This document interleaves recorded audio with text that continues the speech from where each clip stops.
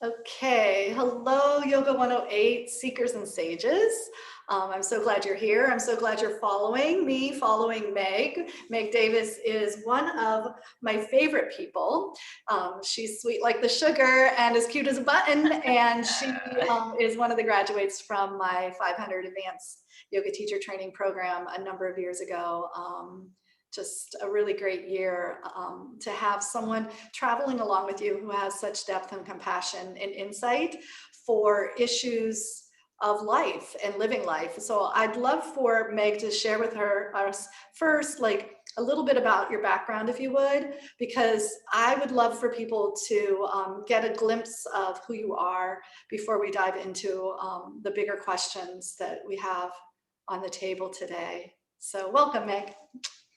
Yeah, thank you. And I'm like so happy just to see your face because every time I see you or practice with you, I remember how much I miss being like in your presence. It's like we had that year together of so much time smushed in and then life just separates. So I'm Yeah, just happy to yeah, see and your it's face. the distance, like we have a little distance between us, and then we have Yeah, like yeah, responsibilities that anchor us in those places. And yeah, it's 2020, so it's just been, yeah, it's been hard to connect. yeah, yeah. So yeah, I am a social worker by practice and not practicing currently social worker, but I was a social worker for like 16, 15 years, working in direct practice with kids and families. And I've been teaching yoga for about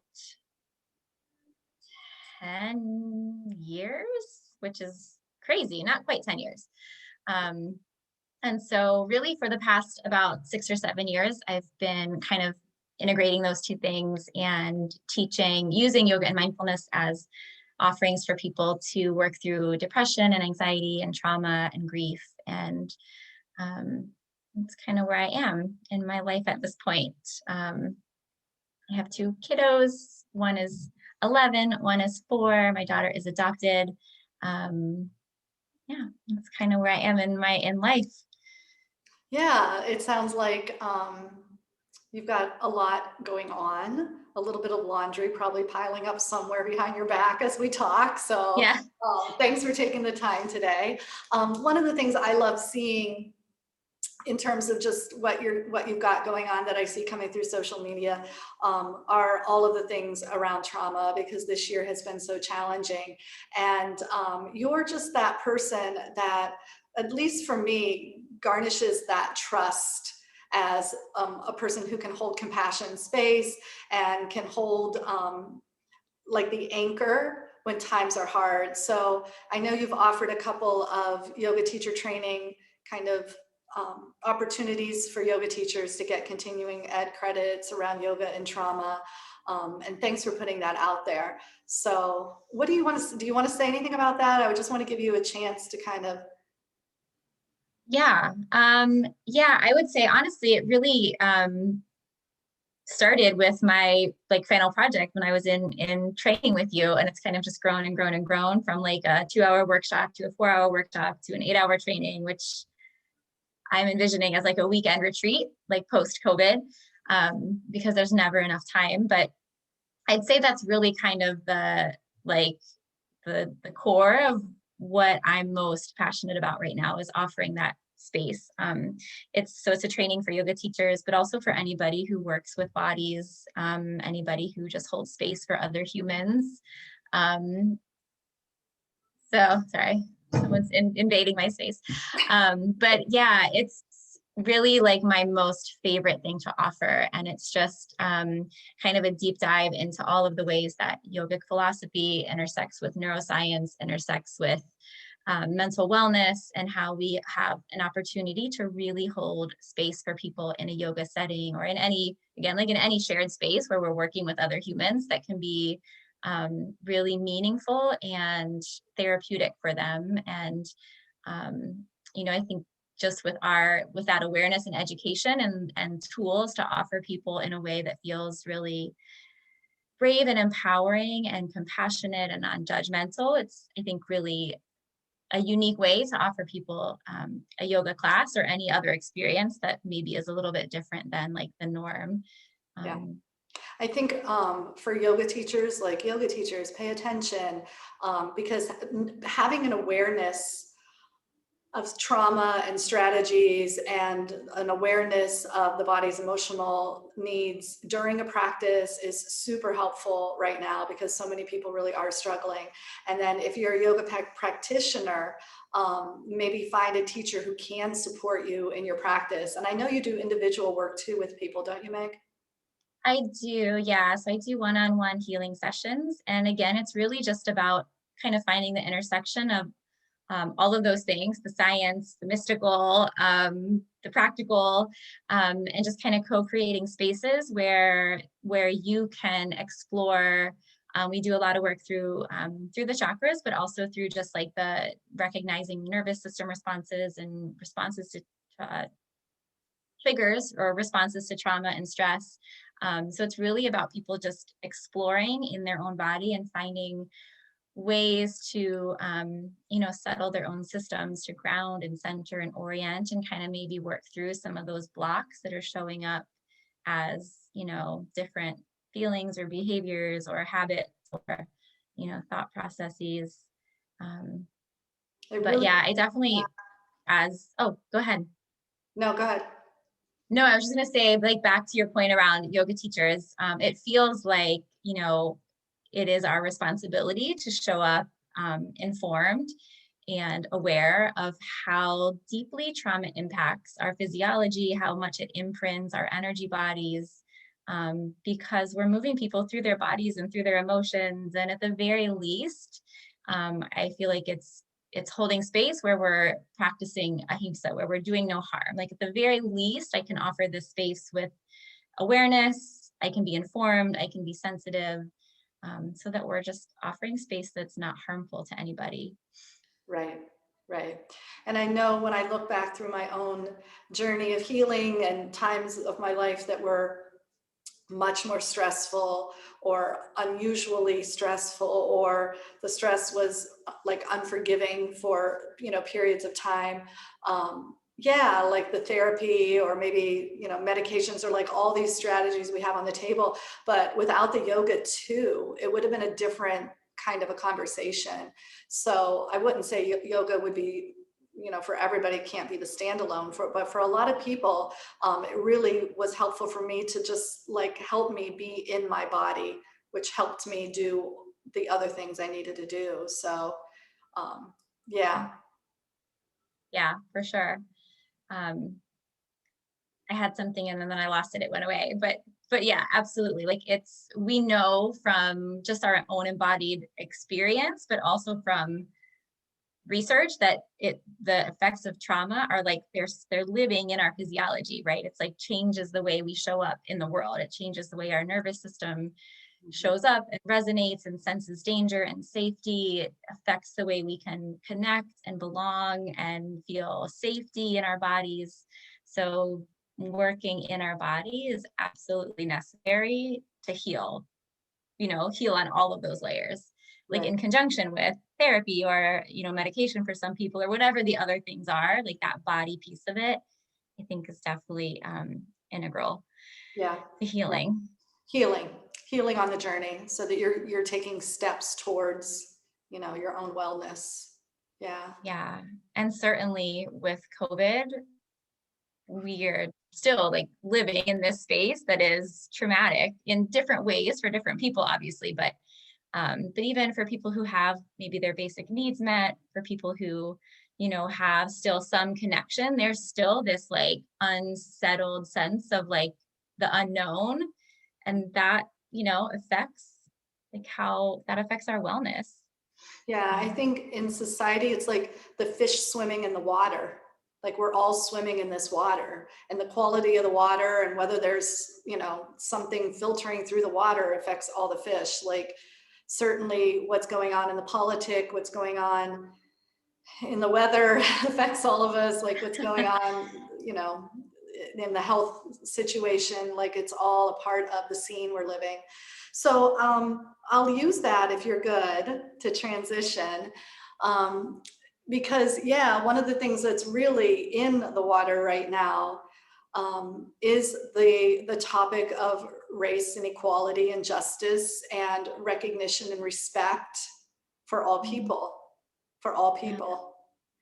And I know that you have done some pretty beautiful things in terms of providing opportunity for people to get together and to explore and to talk and to consider their own role and their own belief systems and their own kind of subconscious patterning around this issue of race and equality.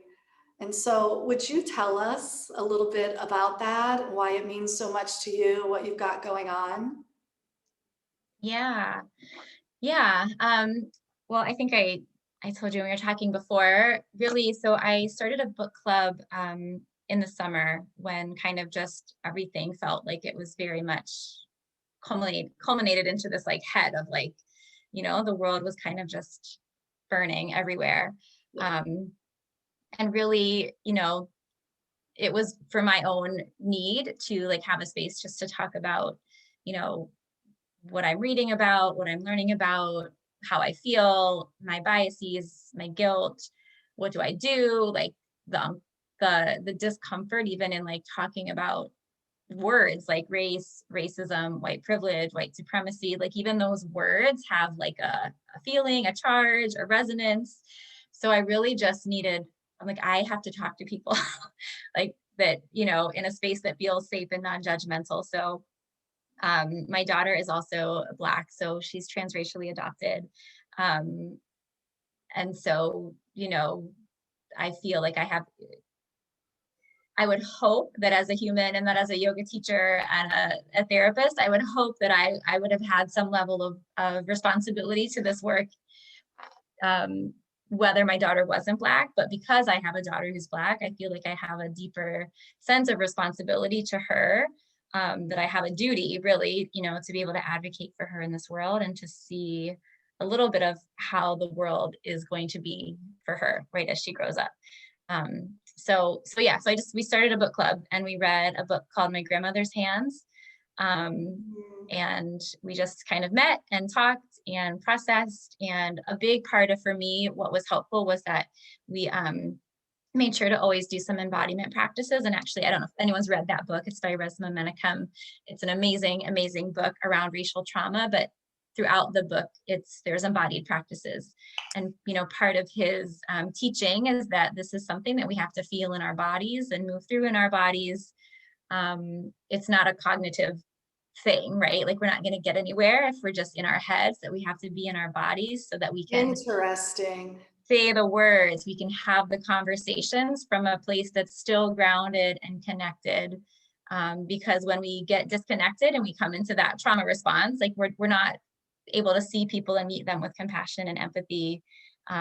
So that was a big part of it, was us meeting and doing these embodied practices and having the conversations, and then noticing, oh my God, I'm like, my heart's beating fast, notice how fast I'm talking, like I'm sweating, so just to be able to track that was really cool. So we're on our second book now. We're reading How to Be Anti-Racist by Ibram X Kendi.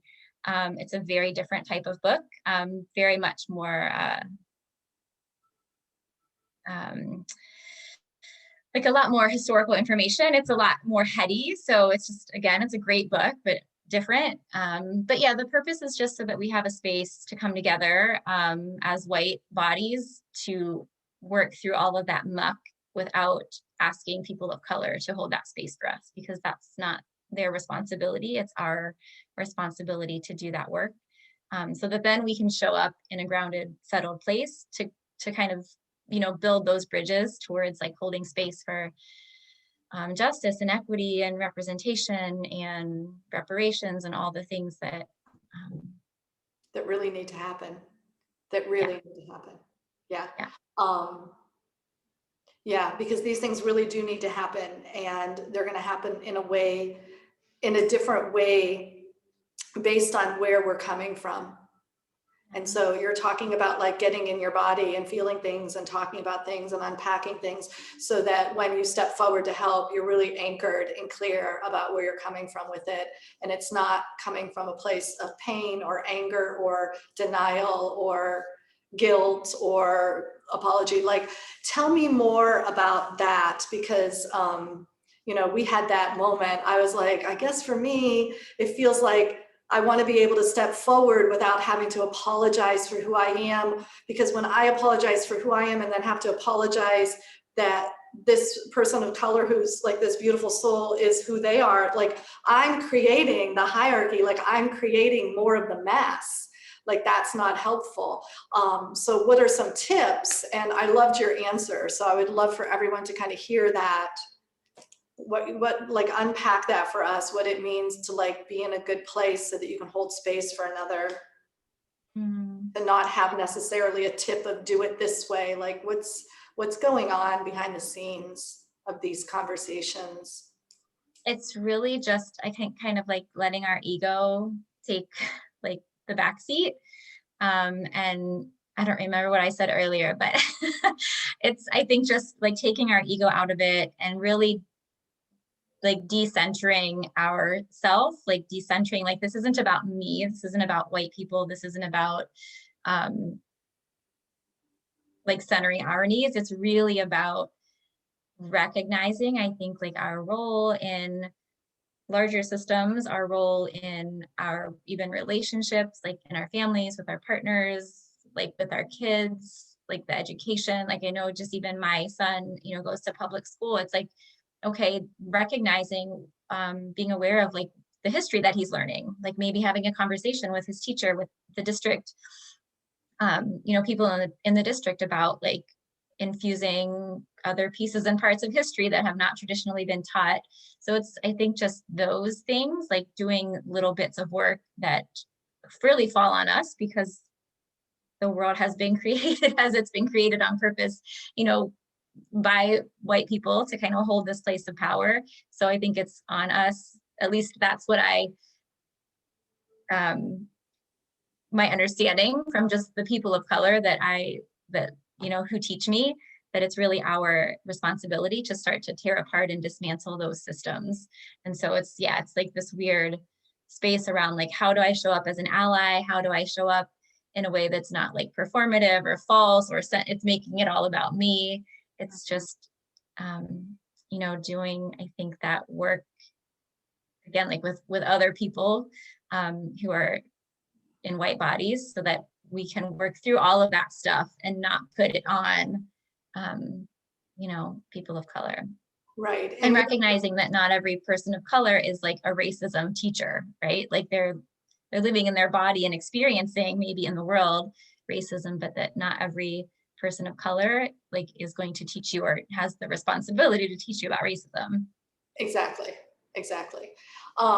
And you know, even for you and I to get together, I was like, two white girls talking about racism. It's like, how meaningful can that be? Because what do we know?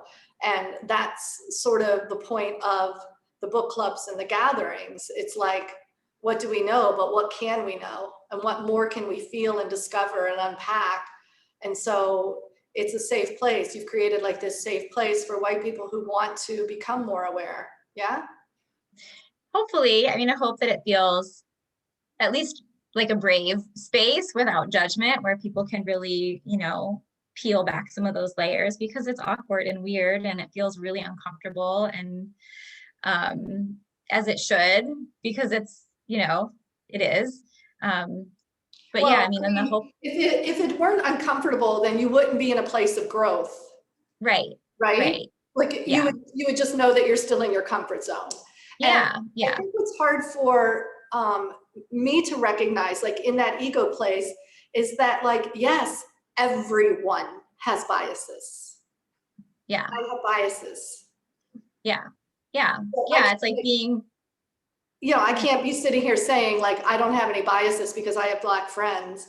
It's like, no, everyone has biases. We all do, because of the nature of the culture that we were raised in.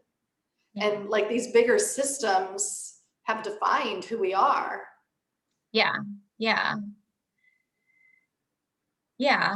And I think my hope is that eventually, like, then there can be in people's own ways and in their own journeys, like there can be eventually like that bridge that's crossed towards like, okay, I'm still like doing the work and I'm still not quite, like, obviously nowhere near perfect, and I'm still going to say the wrong thing and make mistakes, but I'm like standing here beside you, so that it's not just, it doesn't just stay a bunch of white people together having conversation, that eventually in people's own way, that there's then like a shift towards like, you know, standing up, standing next to, speaking with, listening to, you know, people who, people of color who, you know, we're saying we're doing this work to liberate with and for, and that eventually that there's that like connection Well, in a real way. yeah. And like, if I'm a product of my culture and I start breaking down, and this is happening all over the place in so many different categories and topic conversations, where people are seeing a greater truth and a bigger reality, and where things have maybe been masked or misrepresented, like we're seeing a little clearer, like probably not all of it yet, but like, okay, but we're starting the conversations under this topic and many others. It's like, if we unpack it and have these conversations and kind of like jiggle the structure enough, we're going to be able to say, okay, this structure created me, but now I'm shaking the structure and I'm going to recreate it. And as I gain confidence in these newer ideas that are of a higher, you know, energetic level, of a higher frequency, of a greater understanding, a more equitable representation of all of humanity, then I'll speak up. It'll feel natural to speak up, and it'll feel clear. And the opportunities to look at my child's history homework and say, well, that's part of the story, but how about the rest of it? Let's see if we can find it, you know, online, or, you know, let's look for other sources of truth, you know, other angles of that story. Yeah. So, yeah. Yeah. Yeah. And too, like, just to be clear, again, it's not me, like I'm not teaching anybody, like it is not my place as a white chick who lives in the suburbs to teach anybody how to not be racist or how to like not oppress people. It's really just a space that's held for conversation and for like working through all of our own personal stuff. And like you said, like kind of taking the blinders off and recognizing like all of the different layers and levels of systems and culture that have been, you know, have created the world that we have. Meaningful, Meg. I think it's really meaningful that you're offering it as a group, because the more people can sort of feel recognized in their own process too, the more white suburban women can Yeah. get together and have conversations and feel recognized for their own struggle around the topic. Like, we're talking about like people just getting together to say like, hey, how can we live like ahimsa? How can we live non-harming? How can we live in a way that recognizes and honors and respects other people from all walks of humanity, like people of color, people of other languages, when you hear people with accents or who eat other foods or who dress in other ways, like all of that is really, really important. Hearts, spiritual, Yeah. that we need. Yeah. It's really, yeah, it's, I think, really like taking it even to that next step. It's like, okay, you're a yogi, you're a yoga practitioner, you're a yoga teacher, you're a wellness leader. It's like, okay, but are you living the practices of yoga? Like, ahimsa is not just like, well, I'm not racist, I'm not hurting. Like, of course, like you're not hurting people, you're not calling people racist names. And it's like disrupting harm, becoming aware of harm, right? It's like taking it to that next step. Like, I'm actually, you know, disrupting harm that I'm participating in, knowingly or unknowingly. It's still harm. Like, there's still an impact, right, on the other side, despite my best intentions. Like, there's still an impact to someone potentially. Yeah. Yeah. You know, in the yoga community, there are conversations kind of filtering through the space about two things that come to mind. One is cultural appropriation. like Mm-hmm. white suburban yogis like myself and you, like just respecting the Hindu culture from which yoga comes from, like Yeah. origins of that yoga, and really, taking the teachings and using them in a way that really honors the gift that they are rather than capitalizes on it. I mean, that's sticky stuff right there. And then the other conversation threading through is about spiritual bypassing, and just the tendency that we as yogis, or we as positive thinkers, or we as self-help people, or in the wellness industry, or in the, I don't know, business development, like all of the people that want to, support people in their own betterment, using strategies that basically coat over the realities and the negativities and try to just paint them a prettier color. I mean, that's, spiritual bypassing is a really integral habit in the yoga community, as is cultural appropriation. So we're, these things are much bigger. I mean, it's race and it's everything. It's people of color and it's all humanity. And that's not to lessen, that's to lift all of it. You know what I mean? And to say, yeah, we have a responsibility to show up and have these conversations. Most sincerely we do, because I don't think I don't think anyone's innocent or devoid of participation. Like, we all have a role to play in the betterment of this world. Yeah. Yeah. And that's kind of, as someone who considers herself like a trauma-informed practitioner, a trauma-informed yoga teacher, and those are the trainings that I offer, like the spaces that I try to hold. I think it's like one is not separate than the other. Like, you can't be trauma-informed and not like recognize like cultural appropriation. You can't be trauma-informed and not recognize like systemic harm and oppression. You can't be trauma-informed and not actively be doing like your own shadow work and your own digging and your own,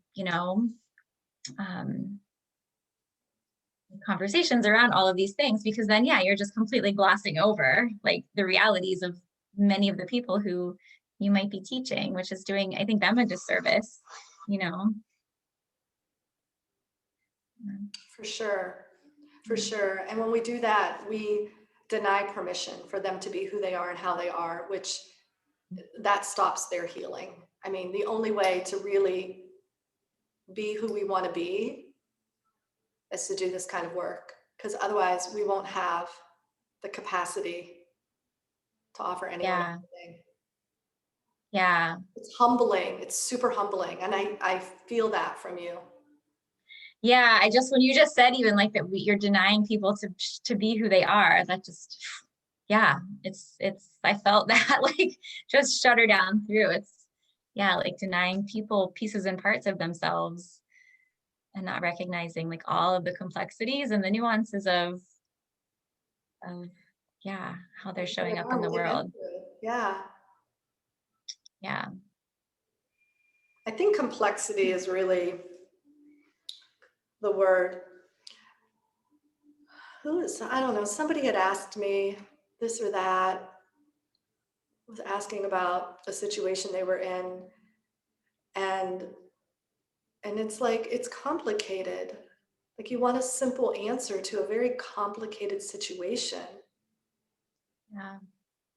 And there isn't, it's far reaching into the past, it's far reaching into the future. It's very multidimensional. Yeah. Like, there isn't going to be a simple answer or a right thing to say, or yeah.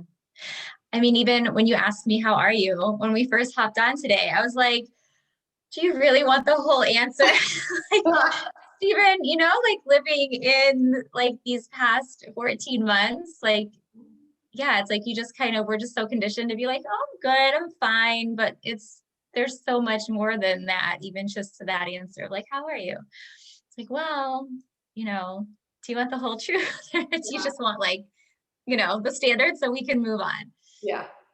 For real. Yeah. I feel that. Yeah. Well, I'm really grateful to you. I want you to tell me a little bit about the next project that has grown out of this? Yeah. Yeah. So basically, kind of just sprung out of the book club. One of my dear friends, Melissa Climo Major, we kind of were in this space together and wanting to like do something more as, again, like teachers and leaders in this wellness space locally. So we created Project Rising, which is really just a communal space for yoga teachers, yoga wellness leaders in our community locally to start to do like that work together, just to hold spaces, to use embodiment practices to kind of settle and ground and connect us, and then to hold conversations around cultural appropriation and spiritual bypassing and oppression and racism, and just to look at like how we can start to shift culture in our bodies, that then starts to ripple out into creating more equity and justice among, yoga teachers and wellness professionals in our community, because there's certainly, isn't a ton of equality and representation and studio ownership and, following, and, there's all of the things that we see in like the greater, public certainly show up like in our wellness community. So it's really just a space for people to come together and start to use embodiment and then create that space where we can have conversations. So we haven't really had a ton of public offerings yet because we're in this random, this COVID space, but as we do, any monetary energy that comes our way will go directly back to Reparations Now Cleveland, which is a local organization that gives money directly to Black, Brown, and Indigenous humans in our area for things like housing and rent. And yeah, love that. Love that that goes full circle and really stays closely tied to your intention. And I love it that you're not calling it like, it's not a workshop or a training. No. Because when you think of going to a workshop or training, it's like you're getting something that you need and then you have it. Mm-hmm. And I think that's a very antiquated look, not just, it's an antiquated definition of education, first of all. Yeah. And it's an antiquated definition of this topic. Like there isn't going to be that answer for these topics, these complicated topics. Yeah. So yeah, there's not like an end point, like, okay, now you're anti-racist and you're, it's really just like a space to explore and to move the, to move the meter towards this space that is more aware and just and equitable, and to really create like a shift in even how we're able to have conversations openly about things without shame and blame and, judgment. And I think that was one of the things that really came to me when you were talking about these pieces and parts that you're offering. And right now there aren't a lot of people attending, the attendance can be not maybe what it used to be, or maybe weirdly it's more, but like there's an element in the air around attendance. It's not necessarily what had been accustomed to expecting. But remembering that as we make offerings that are so fresh and relevant, like these offerings that you've created are like very new, like they're in an infancy in terms of that you're birthing them, but they're in an infancy in terms of I'm seeing them as an opportunity for me. Like as a consumer or as a teacher out there that you'd like to attract into the conversation, no one's wanted to talk to me about that before. I haven't necessarily had an opportunity around something that would be like an experience that doesn't have a certificate or CEUs kind of attached to it thing, right? And so then, and it's a sticky topic that's hard to talk about and pretty like kind of gritty around the edges. It's like, I might feel subconscious and very insecure just walking into the room because this is going to be maybe a hard topic that I have to be in a particular vulnerable readiness for. So like to encourage you to keep putting things out there, because my first consume of it is noticing your marketing and noticing that's interesting that she's doing that. And then like, so you're still like getting the consumer, like that's really a valuable thing. Like, I just want you personally and professionally to be, to know that I see you, right? And I support you. And you guys, she's going to be at Yoga 108 as we move from the Valley here as Yoga 108, although the yoga school will still be Yoga 108, but the studio space in Independence will be Studio 108. And Megan will definitely be there along with Melissa to offer this Project Rise. And I'm excited to have these conversations within my community under you guys' guidance and support. The embodiment around these kinds of conversations has got to be like so powerful. I'm really looking forward to experiencing that. Yeah. Anything else you can think of that you'd like us to know? I think that's probably it. Nothing else that I can think of.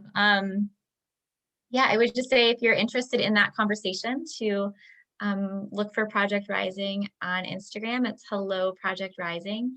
And yeah. Okay, so I'm going to do a quick little recap for everyone. Megan mentioned 2 books. One was Grandmother's Hands by...